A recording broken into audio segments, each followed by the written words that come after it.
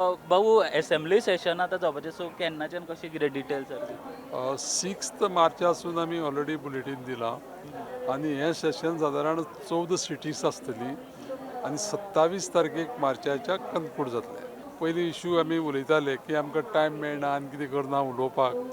सगळ्या माननीय सदस्यांक म्हाका दिसता भरपूर टायम मेळटलो आनी लोकांची ज्यो कितें डिफिकल्टी आसा त्यो योग्य रितीन तेणी मांडपाचो प्रयत्न करपाक जाय आनी त्या माध्यमांतल्यान हांवूय कितें करतलो आतां की त्या भाशणाची एक प्रत म्हणजे सगळ्या विधानसभेंतल्या माननीय सदस्यांक दितलो की जेणे करून तितूंतले काही मुद्दे आसा ते लोकांच्या भल्या लागून तेणी उपयोग करचे. म्हणल्यार अशें दिसता तुमकां की टायम वेस्ट जाता जेन्ना सेशन चलता आनी मेन मुद्दे आसा ते सायडीक उरता अशें दिसता तुमकां? ना हे जो पळय कॉन्स्टिट्युशनल म्हणजे फंडामेंटल जो पळय अधिकार आसा न्ही तो थंय एक्सरसायज करूंकूच जायो पूण तो करता आसतना तेजी जी पळय ग्रॅविटी आसता ती कितली पर्यंत दवरुची हेजे थोडेशें भान धरून जर केलें जायत जाल्यार त्या वेळेचो योग्य उपयोग जातलो.